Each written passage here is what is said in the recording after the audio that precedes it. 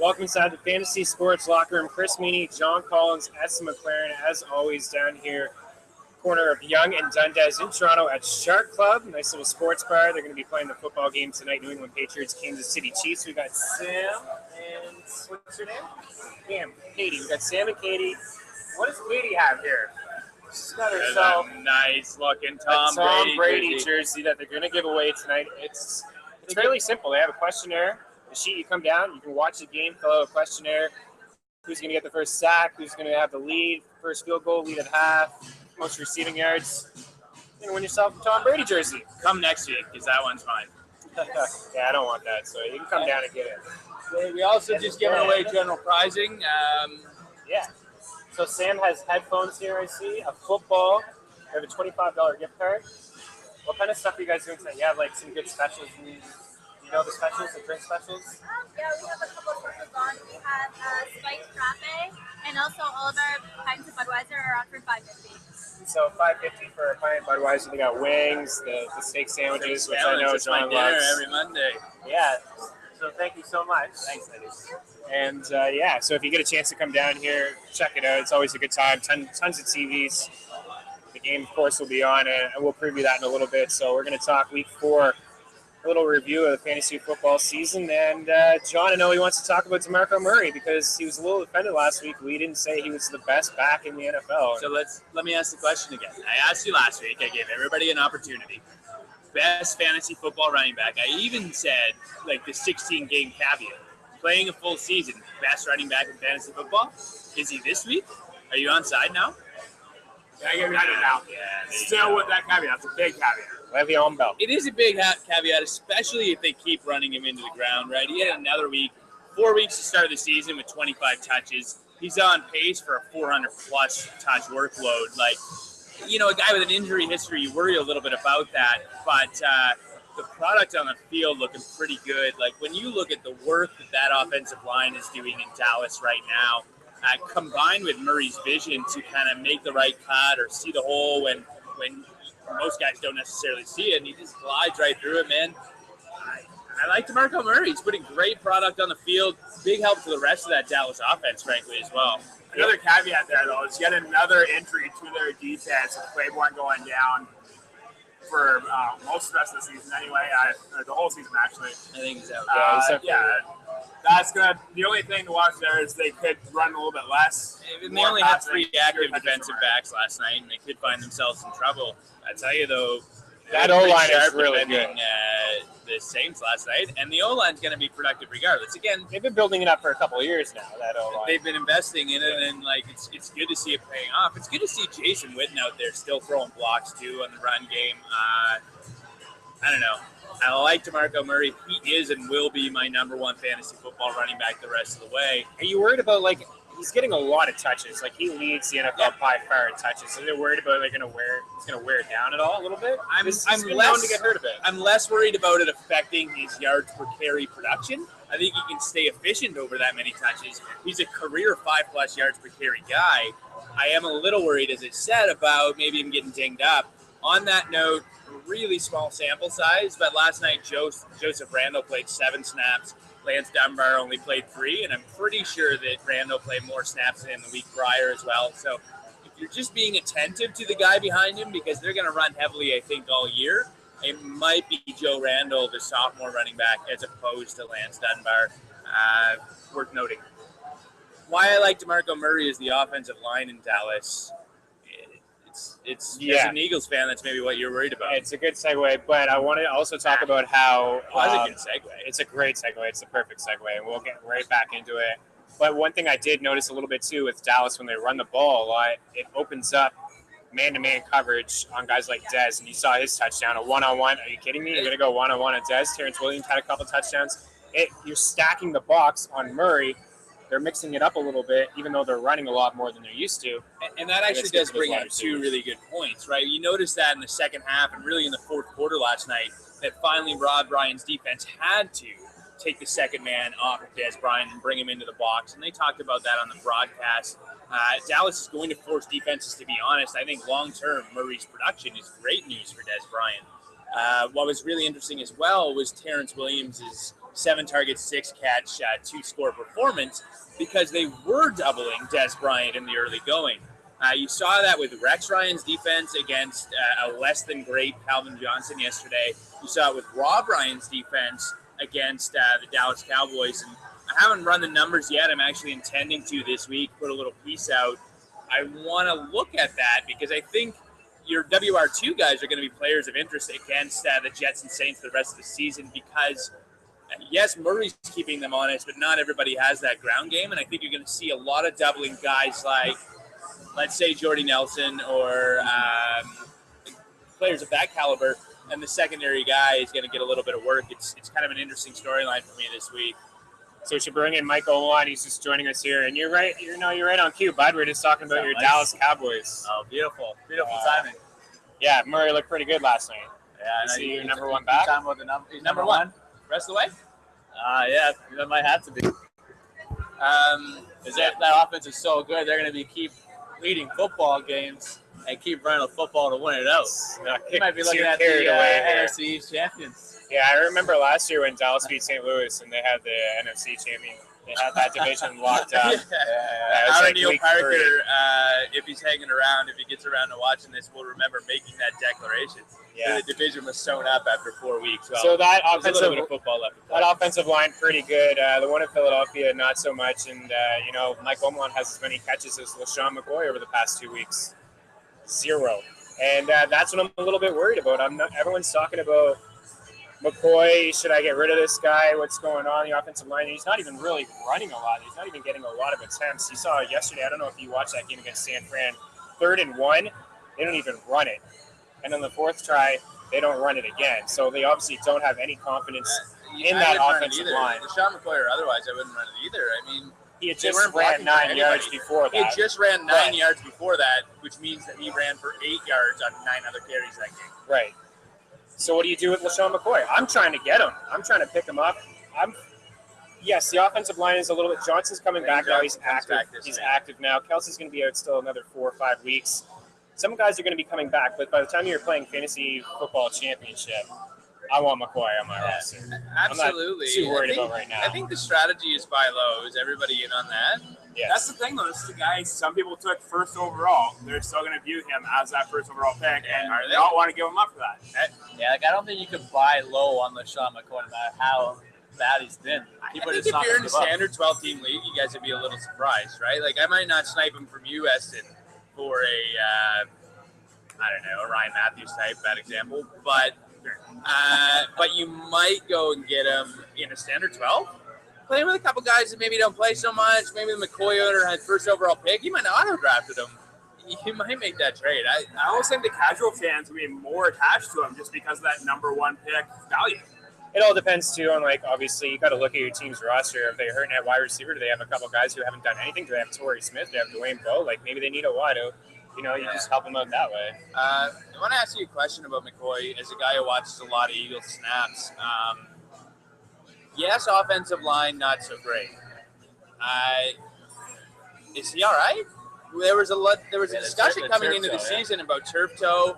I read a few posts today. Didn't really get into them, but the inclination is out there that maybe he's not last year's back. It's a possibility. I mean, him and Chip Kelly, they both kind of downplayed that incident with the turf toe, but it does bother some people a little bit. I'm just more worried about how he's not catching any balls. Sure, he's not running, but he's not catching any balls. He caught a lot of balls last year. All the targets are going to Jeremy Maclin. Yeah, and 16 targets. And Jeremy Maclin looks double digits every game. He only caught 4 balls on 16 passes yesterday, which is awful. But he made some nice plays. I didn't realize how fast Jeremy Maclin was because a lot of the deep balls over the past 2 seasons in Philadelphia, even though Maclin didn't play, were to Deshaun Jackson. There was a couple plays yesterday where Foles had Maclin. He was gone and just missed him on the throw. Overthrew him and underthrew him once. The one thing I am worried about McCoy, and we brought this up, it's always been a discussion point with McCoy, is Darren Sproles' impact. And I think at the start, McCoy this guy got 11 touches in the league last year. Yeah. And then if they had no offensive line issues, I think this guy would still be at the top with Sproles with his touches. This guy's still going to get touches, but we saw that fourth quarter, there are a lot of passes to Darren Sproles where if he wasn't around, Shady McCoy is probably catching a lot of them. So Darren Sproles is catching. It's taking away a lot of receptions from McCoy late in that fourth quarter if they're trailing the game. And it's part of the issue that they've had bad first halves in general. It's part of the issue that they're not scoring. Now, yesterday they had 21 points, none of them on offense. But in general this season, they've struggled offensively in the first half. And you wonder a little bit if that game flow is affecting the amount of carries that are left over for McCoy late in games. At any rate, I'm still buying low on him if I can. I'm still holding him probably if I own him. But Schedule gets a little bit easier too with the Rams coming up and then the Giants next. So I mean, we'll see what happens in the next couple of weeks with McCoy. But I mean, he still hasn't played any of those NFC East foes, so. he played Washington. I watched him, yeah. Those Cowboys, which he dominates, And the Giants. And which the Giants. He does fairly well against them too. and Redskins probably have the best defensive front out of those. Against top of the the run. Redskins got run all over this week, though, on Thursday night. I know. I was raving about their Well, defensive front. Rashad Jennings was. Rashad Jennings was productive. It's just, Yeah. actually, I wanted to talk about this a little bit. Interesting phenomenon with Jennings. Essen, I know that Andre Williams is in your waiver piece this week, and deservedly so. Got his first extended look, had a nice game, right? Oh, yeah, absolutely. And, of all these players we heard were going to get more work in the offense last week, Andre Williams is the one where it held true. You go to the Giants, just saying that it worked. Right, but However- part of that, Yeah. I know where you're going with it. Well, go there if you like. Part of it but- was that he had a career high. What did he have? He had the game 34 before, carries and the it was week a before, short and they week. played on the short week. So I'm into adding Andre Williams because he looked good in the action that he had. My caveat is, and I think you have to bear this in mind when watching Thursday Night Football in general, it makes sense that they're going to ease up a little bit on Rashad Jennings, who still ran the ball really well. He just didn't have 30 touches. They're going to ease up on him. They're going to give the ball to the secondary back there. So if I'm in bye-week trouble, maybe an RB2 is someone I look to on Thursday night, for example. And I don't want to read too much into the fact that those guys had an even split this week. I don't think we're thinking they're 50-50 the rest of the way. That's Rashad Jennings' backfield, right? Right. There's that, but they do play the Falcons on next Sunday, week 5. Yeah, so they're like, both it's a going to bonanza. be. They could be RB1, RB2 for the week. Absolutely. Are the Falcons the worst defense in history? Are they on pace to be? They're up there with the Bucks this year. So let's just transition that. to what happened with Minnesota's backs. Yeah. With Asiata, turned out again. He had 3 touchdowns, his second career 3-touchdown game, and he's not all that talented. He can bend. He's not all that talented. Does anybody want to go plus on Asiata right now? Hey, you were giving him love last week. He's going to have a good week. This guy can catch the ball, and he showed this guy. But you also said you think he sucks. I said After you watch him play against the I said he is Patriots. an inefficient runner. I said he can catch the ball out of the backfield. After I watched him play against the Patriots, as you say, he can catch the ball out of the backfield, and he was way more efficient as a receiver this week, though I think he only had 2 catches. What I find interesting is that Atlanta's defense is off in the trenches. There were holes everywhere. Like Minnesota's Not just offensive, defense, they're bad at. they are bad everywhere. But if we're talking about the run game, like Minnesota's offensive line was opening gaping holes, and Matt Asiata was hitting them, and he still averaged only 3.9 yards per carry. This guy scored 3 touchdowns. Yeah, one of the fantasy lines of the week. I'm totally into that. It's a great move to have started him last week. It's a great move to start Rashad Jennings this week coming, and Andre Williams probably against the Atlanta Falcons. But he still can't average over 4 yards a carry. I don't think he's ever done it in his career. I don't want to be quoted. Last that year he troubles had 31 carries and 50 yards Right. against the Eagles and 3 touchdowns. And 3 touchdowns. So the fantasy line is great. He's still probably going to get the goal line work, and he's probably a useful RB2 flex play every week the rest of the way. Yeah. But let's not get super excited about what was actually a bad performance given the, outside of the touchdowns, given the opponent. Jarrett McKinnon had a nice game. Yeah, and he's actually number 1 priority out of the running backs for me, probably overall as well. This guy, he needed a window to get a chance. He hasn't gotten any work this year until Sunday. and ran away with it. Yeah. I dropped him twice. I had him and let him go as well. It's this end of roster spots are tricky, but lesson learned, you should be hanging on for that lottery ticket guy, right? And it sounds like, AP's not going to play this season. Like Or ever again in Minnesota. Yeah, ever in Minnesota. So this Ever might anywhere. be Jarek McKinnon. Someone's picking him up. This might be Jarek Someone's picking McKinnon's team. And Teddy Bridgewater look pretty good. They might, with McKinnon, I think the two of them could establish a pretty good read option. Yeah, I like Bridgewater. What he played pretty good. But one thing I noticed too is he had all day in the He pocket. did. He just sat there. Nobody was coming out. And there were a couple plays. He didn't even throw a touchdown. Couple plays under pressure where he did look a little squirrely, and didn't throw a touchdown. Had a nice game, 317 yards, nice fantasy day. Rushing TD. He did, and he looked pretty good running that ball in. And he's healthy, for what it's worth. Bridgewater, we think, is going to play on Thursday night, actually. MRI came back negative.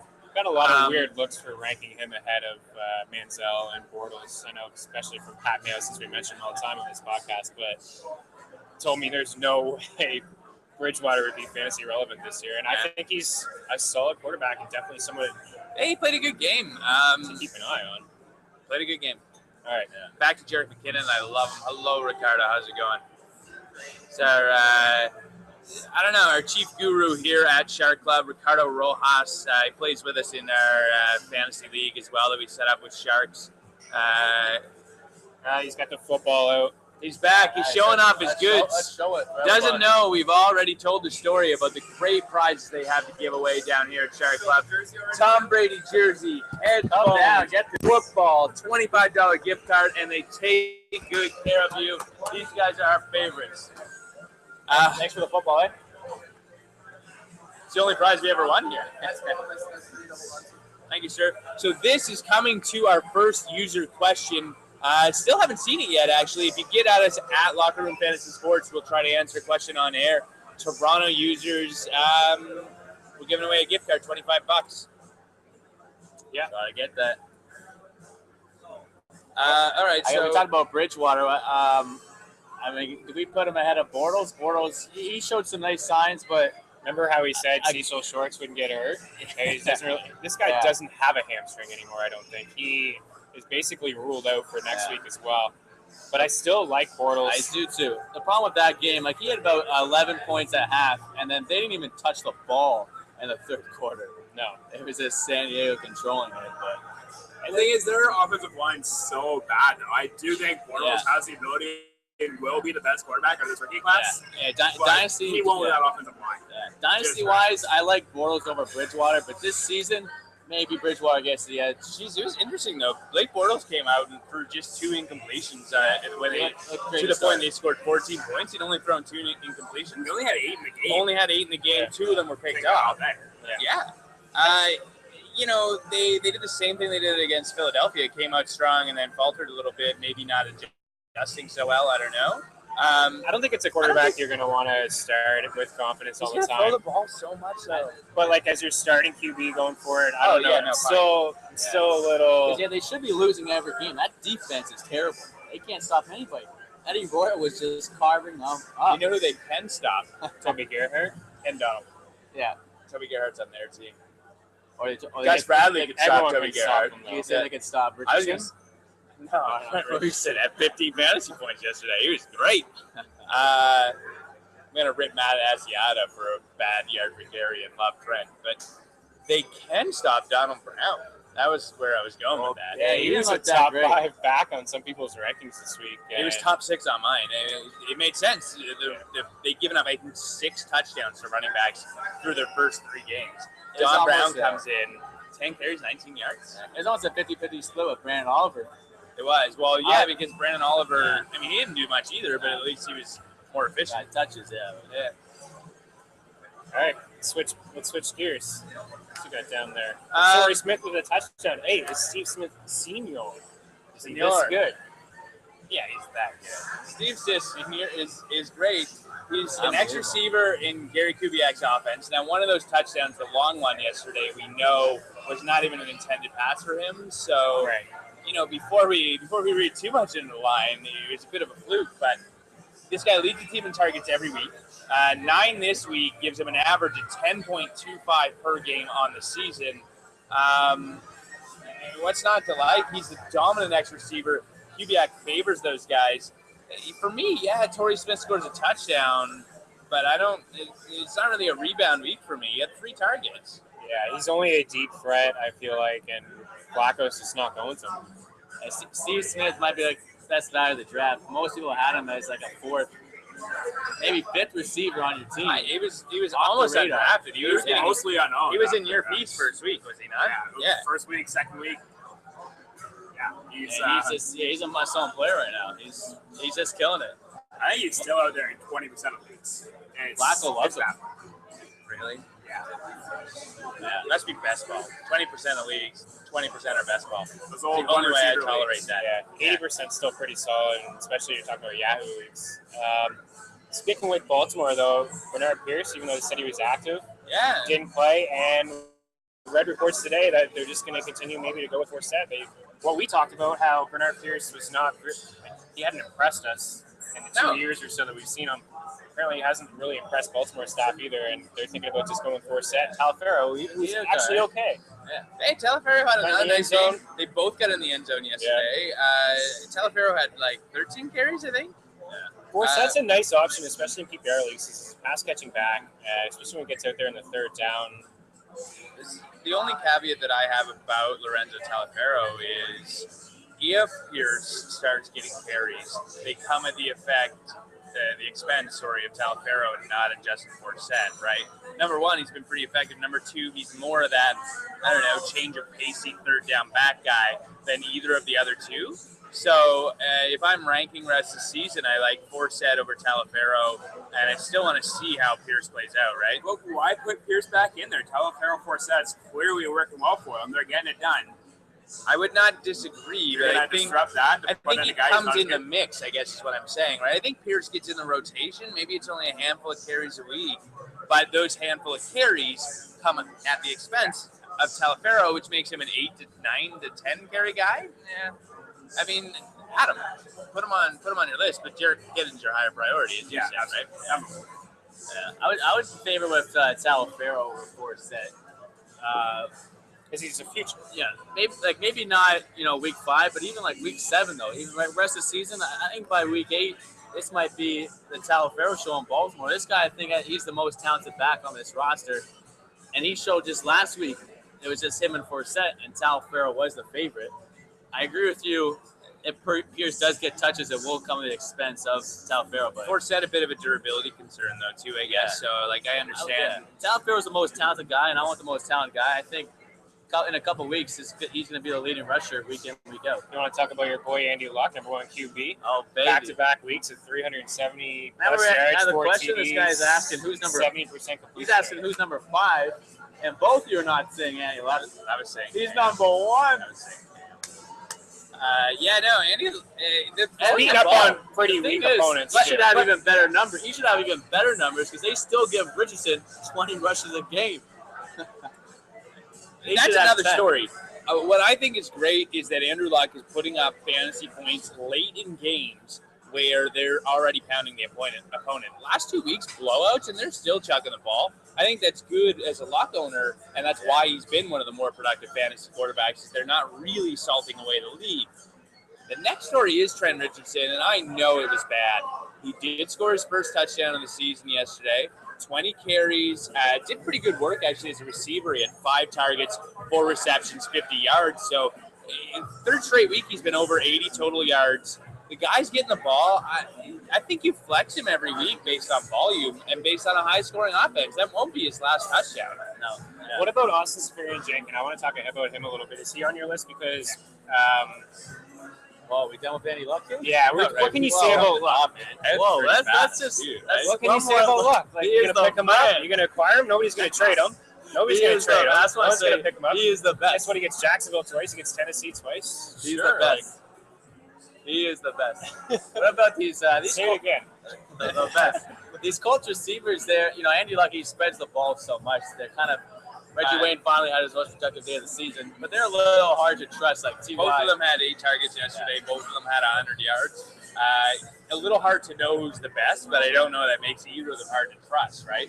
I can't rank Reggie Wayne or T.Y. Hilton in a week, Yeah. And they were both actually fairly low on my weekly rankings because of that, because you don't know really where it's And going to the go. Same thing with the tight end. But you can you can trust them both. Yeah, both tight ends got in the end zone yesterday. Yeah.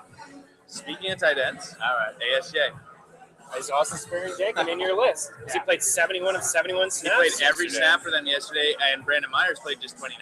Yeah. I know he's not getting like a lot of targets still and not getting a lot of catches, but with Mike Evans out 2 to 3 weeks, they might lean on him. He becomes the second big guy in that red zone across from Mitchell Jackson. Mitchell Jackson's going to see a lot more coverage than relatively unknown Austin Spurrier-Jenkins is going to get. Going, I think you can start with confidence. Lewis Murphy's who repeated as well. He did all right as that second receiver with Evans out, but he's not going to do anything in the red zone or in the end zone. Go out and grab Austin Spurrier-Jenkins. He's huge. It's definitely trending up. He can. You know, it was interesting this week when I was doing my touch and target and snap count analysis. All of the rookie tight ends actually played more and received more pass targets than their veterans. Eric Ebron found the end zone. Wasn't even thinking about him. Jason They just Merrill. used Calvin as a decoy yesterday. It worked. Yeah, Golden no, it Tate. worked. Apparently, Yeah, there's I a saw lot it of on tape. concerns Yeah, with likewise. Calvin though. His legs, his foot, and his knee. Yeah, they said about his knee, which So they have was, legitimate concerns. it was a It's weird little worrisome. conversation, though, in light of the fact that it wasn't his knees holding him out, right? Right. It's an ankle injury. He says his ankles are progressing. Maybe you start worrying about those legitimate concerns a little later down the line, but I think he's all right. I'm trusting Calvin Johnson. He's going to progress this week. I think that might bump up, Tate's value, and I think even Ebron's dynasty value. Going forward, I really like Ebron as a dynasty pick. I think next year this guy's going to be a He's got the legitimate Jimmy top tight Graham end. type Fine. body, and I think it's going to take not a couple just of years. dynasty, an injury to Calvin if he misses time. That's going to bump up his redraft value. Yeah, sure. Are we off the Kirk Cousins train? It was a bad game, and he was accused of staring down his receivers. It was a very bad game, but we overreacted to a very good game the week before, so I'm willing to give him another go, see how it goes this time You got to out. give him 2 more goes. Next week he's in Seattle, so Fine, 2 more goes. write that one off, ignore it, whatever happens. I give think him his one more next try 2 or after 3 that. games are Yeah, he's actually got a lot of fairly tough schedule tough. coming up. Yeah. That's unfortunate news for him. Yeah. About Kyle Orton, though, I find it really interesting the distribution of passes to Pierre Garçon since he's been involved. He comes in to relieve Robert Talking Griffin. about Kyle Orton. Yeah, he's like, Kyle Orton's on his mind. Next I guess guy, we're going Buffalo. Kyle Next guy on Orton. my He list. switched it, Kirk. new starter. While, yes, he would. He'd throw the ball, and I'd like him a lot more than Kirk Cousins for that reason. Kirk Cousins, Pierre Garçon, Deshaun. Sean Jackson. Deshaun Never heard of Jackson him. is I don't know another who Deshaun story. Jackson is. I think Deshaun Jackson had 4 targets this week, largely a product of 0.9 still being points. injured, right? Still a little. Andre Roberts is getting stuff done. He is. Hey, Garçon. 4 targets in week 2 when Cousins relieves Robert Griffin after catching 5 balls the entire season, every game, 2013. 16 targets against the Eagles. 4 targets this week. I don't know what he's doing. It makes it hard to take a guy like Garçon, who should be in every week 1-2, back end 1, wide receiver 2, and he's getting 4 targets. I don't know if that's Jake Gruden. I don't know if that's Kirk Cousins, but if I can get Garçon out there for a big week, and it might not be this week against Seattle, I think that you kind of got to try to sell him. I'm a little worried about that flip flop. I don't know. I don't know if it's Gruden's offense or what, but it's a thought. It's definitely something to keep an eye on going forward. And I think we thought that earlier too, like a couple weeks ago with Cousins. I said It's it. like he kind of looks to the guys he's been playing with in practice a little bit. Andre Roberts, not Garçon, not Deshaun. Niles Paul, he's hurt now, done. Is he alive? I didn't hear anything, but it did look good. I think I haven't heard that he's out next week yet. So, I mean, his value is kind of going to be stunted anyway. Because even though Jordan Reed's doubtful for week 5, Reed probably will be there in a couple weeks, maybe Right. 6 or 7. Right. Larry Donnell, you guys talk about Donnell. Larry Donnell, he's fantastic. He went 50% ownership, 55 roughly.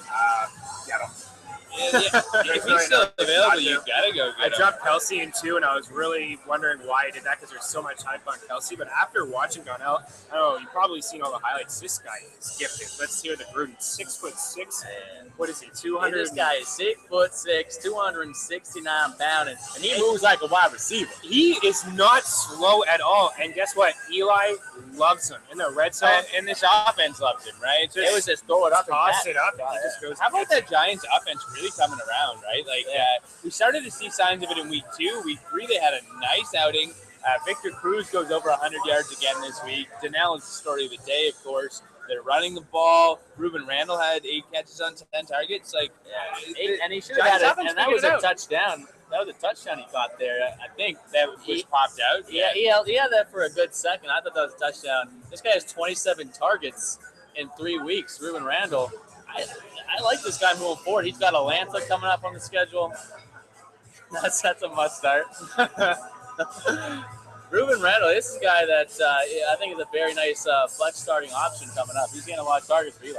Yeah, he is. Atlanta Falcons allowing the 24th most points to fantasy wide receivers this year because they're getting run all over, for what it's worth. And still only the 5th worst run defense. Not that bad. Not bad. We're getting set up here for Pats and Chiefs, but should we talk about some guys coming back from injury by Marvin Jones? Should we talk about Ben Tate? Should people trust these guys? Yes, Ben Tate. Ben Tate's interesting. I'm not sure about I don't know Marvin Jones. how much I would trust Ben Tate. I have him in a couple, and to be honest with you, I think I'd rather. Would you rather play Jeremy Hill? It depends on the week, right? If it's a week where we're expecting Cincinnati to run downhill, They then run yeah. all the time. Yeah, but they're not going to win all the time, right? When they're winning by 20 Their points, defense is so then good. it's Jeremy Hill. Don't they have the pass set too? They do, and they're going to cream them. I love New England, but coming out of a bye, I think in Cincinnati, it's at Paul Brown. I can't imagine New England. We'll see how the game goes this evening, but I can't imagine New England going in there and beating No, it's in New England Sunday night. Cincinnati. They had a really tight matchup last year. New England Cincy, game-winning. They lost Fourth in the and goal? rain Was it for the on fourth the and goal? road. Yes, I think he was picked. Yeah, or at least just shut him down. I You mentioned love that run D though. Yeah, I love that whole defense of New England right now, guys. We've been spending a lot of time, especially as fantasy football analysts, talking about how bad the offense has been, and perhaps rightfully so. But that whole defense is excellent. Terrell Revis is back shutting down guys. The rest of the complimentary guys in the secondary pretty good. Chandler Jones. The run defense when Jamie Collins comes back, I think he's active tonight. We're going to like them a little better. I think they're playing great defense. They've invested. I have them in 2 leagues, and I've kept them in the starting lineup every week, including tonight against Kansas City. If we're talking about defenses and plays, Houston Texans, I know they're 3-1. I know they got away with a win this week, but these guys are starting to give the ball up like it's nothing. Ryan Fitzpatrick is not making great decisions with the footballs. 3 turnovers this week, 3 the week prior. You know who they draw next week? Your Dallas Cowboys. Oh, baby. Tony Romo must start. You know, that JJ line looked Watt. a little bit better. Henry Melton, Spencer hanging around. I know we talked about their secondary. We've got some concerns, but I think you're going to see 2 to 4 turnovers in that Houston game next week. Haven't looked at the rest of the rosters or the rest of the schedule, but Dallas is starting to look like my stream of the week this coming week. You might want to hang on to Philly defense as well because they got St. Louis.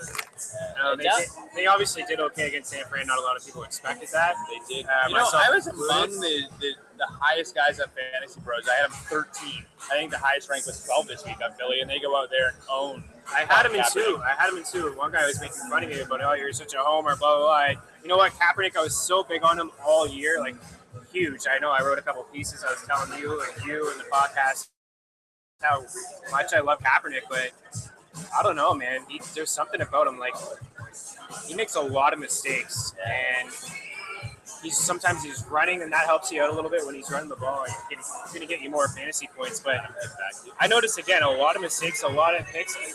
I think you can stream against Kaepernick and that San Fran offense sometimes. He made a lot of bad decisions. Yeah. Sorry, I spaced out there. It wasn't just last week. He's been making a lot of them over the past 7 years. I think that's some. Before I do, bad decisions, bad clock management, Oh, wasted timeouts, delay of game penalties. It was a bad game. I know they won. He throws that touchdown across his body to Frank Gore. It was a bad game. How about Frank Gore? Yeah, he had a game. They- That's another thing that came true. The 49ers, I don't know who makes these predictions, but Frank Gore expected to be the bell cow back, and he was the bell cow back. You know, only 6 carries the previous week. It was a loss.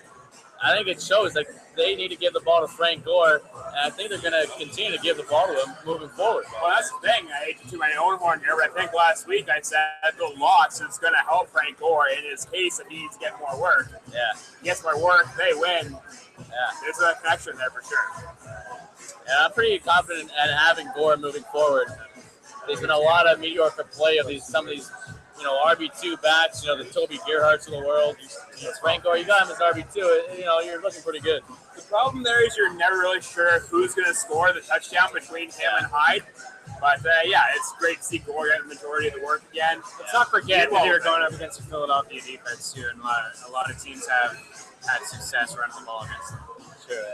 It was just nice to see him get 24 touches, though, right? Yeah. At the end of the day, his 16 was his cap, his highest on the season. It was nice to see him get 24 touches, and he ran well with them. Good for Frank Gore. I don't think that's an every week thing. I think Carlos Hyde still looms, and he is the guy getting a lot of work in and around the goal line, as you say, right? Future back in San Fran. They're going to ease them into what they want going forward. Absolutely. So we did get that Twitter question from a friend of the site. So we have a $25 gift card going out to his handles at D12 Fantasy. He's at us back and forth a little bit, so good to hear from you again, sir. And it's actually it's a relevant fantasy football question. Asking, We'll give it to you then. he's earned it. Easy on the sir, though. What's that? Easy on the sir, though. Fair enough. Asking about Bishop Sankey. The question is, Sankey has another nice game, scores a touchdown. Is it him or Sean Green the rest of the way? Not exactly how it's worded. But. That's the thing. The second straight week where strictly all of his work has come in the second half, in garbage time of blowouts. Right. That's the thing. With the longer he works there, the longer he goes without fumbling, the more trust he's going to build up. He's the most talented back there, no doubt about it whatsoever. I think that's a very good point, though. He didn't touch the ball at all in the first half, literally none. And then he got 20 snaps in, or 24, I think, in the second half yesterday. He had a couple of drives in the third quarter that were strictly him. Yes, and he looked good doing it. One of them produced a touchdown, his own, of course. Well, the good thing for him is that Tennessee is going to be down and out for the majority of the time. Yeah. Right. Now, week 5, you're probably I don't think he's the feature guy, and it's a closer game. So you might see a little more Sean Green. But long term, I think now is absolutely the time to add Bishop Sankey, or even to throw away a trash offer at him, see if you can get your hands on him, because he's going to be the guy. Yeah, he's the most talented back there, as you say. Sean Green had, he showed some glimpses of some productive play, but he's just not going to overvalue much. It's going to be Bishop Sankey. So going forward, I think, and trade a guy like Terrence West for him, because he seems to be third on that depth chart. Yeah, you should. I think. It's a lot of touchdowns to give up. But the problem with that is Ben Tate is he might get hurt again. But it looks like Corral is actually jumped ahead of West on that depth chart.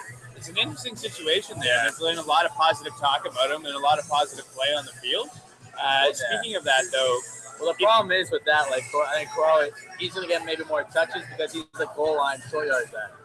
If it was Tate to go well, it'd be West would be the number one. It's like earlier. Yeah, it's the Pierce Talafero situation. Yeah. Any of Ben Tate's work comes at the expense of Terrence West and not of Isaiah Crowell, probably. Yeah. I'll tell you though, if I am an owner of Sean Green and Bishop Sankey is on the waiver wire, even if Green is going to get the bulk of the work for maybe the next couple weeks, I'm throwing out Green and adding Sankey. Sean Green played 11 snaps this week. Who cares? He's starting back in name only. I'm going to let him go. Yeah. With an hunch, he showed some optimism towards Sankey the other day too, saying his footwork's really improving. Want to talk Kyle Orton?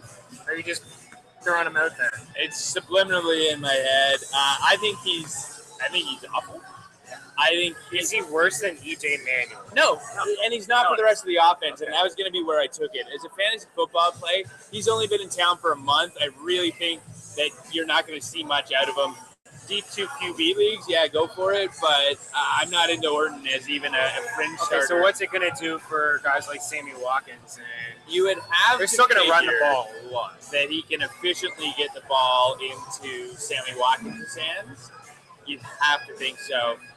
Watkins had 3 drops this week, by the way. I think Manuel targeted him like 9 times. They connected 4, and 3 of those were on Sammy Watkins. So bear that in mind. But I think Kyle Orton can deliver the mail there to the guys who should be catching the ball. Yes. I think I'd rather have Mike Vick, who's going to start 2 or 3 weeks, over Kyle Orton, who's going to start this week.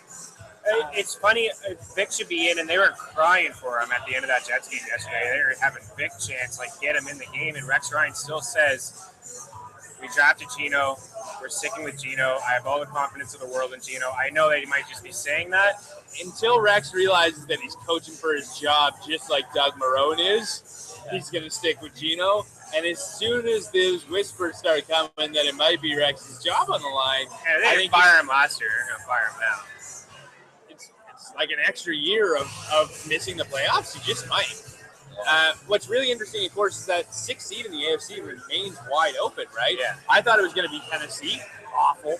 And then you've got a bunch of teams in the AFC East, all clustered around 2-2, all kind of in the hunt last year.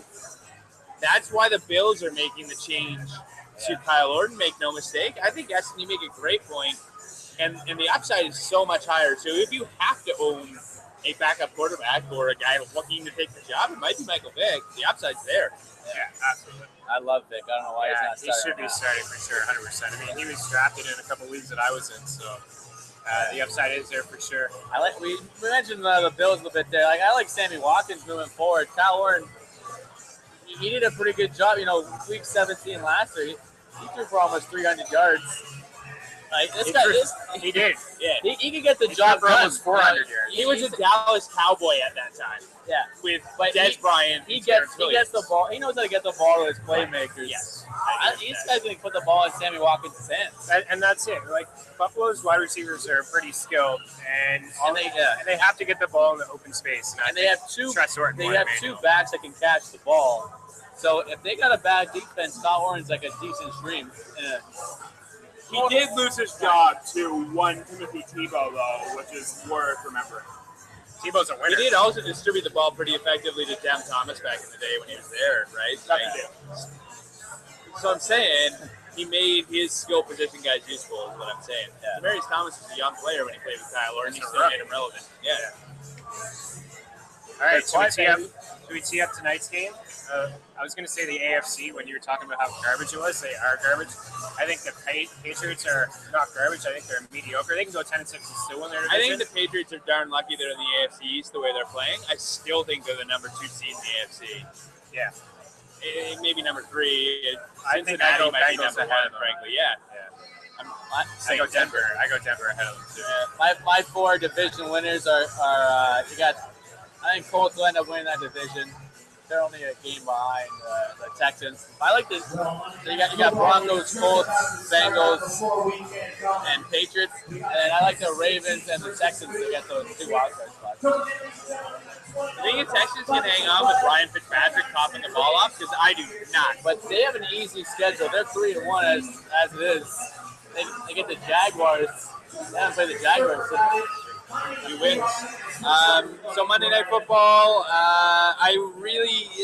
Kansas City hasn't been that good against the pass. I think this is the game you want to see Tom Brady get it together. Rob Gronkowski's healthy. He played his most snaps of the season last week. Says he's ready for more. To me, he still doesn't look that explosive, but he's saying he's good to go. Lots of holes on this Kansas City defense with all the injuries they have. Eric Berry's not going to play. If you don't see the Patriots offense kicking into high gear tonight, I will allow you to drop Tom Brady. If you see 250 yards and a couple scores out of him, maybe you feel better. Otherwise, I'll let you let him go. I think the way Who's they got the healthy scratch? Dobson or Tompkins? You know, we haven't looked since we went on air. I'm betting Tompkins out. We'll just stick with the flip-flop. The way the Patriots offense is played, I think you start reaching on Mr. Steven Gostkowski. This guy has 34 fantasy points this season. No one wants to draft kickers. This guy is getting it done. Those are valuable points. I had a guy ask me, he needs 17 points out of Gosco to tie his matchup. And Is he a guy you're including in your Sean McCoy trade offer, or? Hey, guys, we haven't talked about Jamal Charles. You ever heard of him? He's a decent guy you can include in an offer. Ever heard of him? Jamal Charles. Okay, so Still trying to wrap my head about trading pickers. first game coming back. 34 points. First game coming back. Jamal Charles is McCoy. active tonight. Not exactly sure how much he's going to play, but you think he's in for a full load if he's going to be in the lineup. New England's pass defense has been very strong. Their run defense through the middle of the field, not bad, but laterally they've been in a little bit of trouble. So might be interesting to see how Jamal Charles does with the pass in the flat tonight. I'm paying attention to that. And I'm paying attention to Travis Kelce, who, again, their linebackers, Jamie Collins, been dinged up. They haven't been as quick in pursuit as you'd like them to be. I think you see a nice game from Kelce. I think you see a strong outing from Charles to kind of rebound for his owners. The rest of the offense I'm not that excited about in KC. Still think Davis is going to get some work, though, right? Yeah, let's give him 8 carries, 8 to 10. I think Charles goes if he plays. I think Davis probably going to get double-digit touches. You can't throw the ball. Who they got? It's pretty good, Bo. too. It's pretty good. I mean, what- And I'm not going to throw against New England, right? I'm telling you, man, this pass defense is one to avoid. Sit your starters unless you see otherwise the rest of the way, really. Barring those every week guys. all right, I like Kelce moving forward a lot. This is, I think, a really emerging young tight end. Yeah, no, I love everything he's doing. Him and Larry Donnell, those are your guys. Go get them. Larry Donnell is cheap. Andrew Luck is a G. All right, so if you're watching and you have a chance to get down here watching Monday Night Football, again, we're just like Shark Club here in the corner of Yonge and Dundas, downtown Toronto. Again, they're giving away a Tom Brady jersey. This guy's going to want to get it, but you can get it. You want to get it? I gotta get my card. You got to fill out a questionnaire. Who's going to get the first touchdown? If you can't make it down, come by and check us out next Monday. I think it's Seattle and Washington Monday Night Football. They're probably going to have maybe a Russell Wilson jersey. Hopefully not a Deshaun Jackson one and a Kirk Cousins one. Come hang out. But come hang out, fill out some questionnaires, win a jersey, gift cards here, $25 gift cards, footballs, headphones, keychains, they give out everything. That's McLaren's going to have the waiver piece on the Fantasy Sports Locker Room this week. John's doing his thing. Mike Beaumoulin, Chris Meany. Thanks for tuning in, guys. Hey, guys. Mike,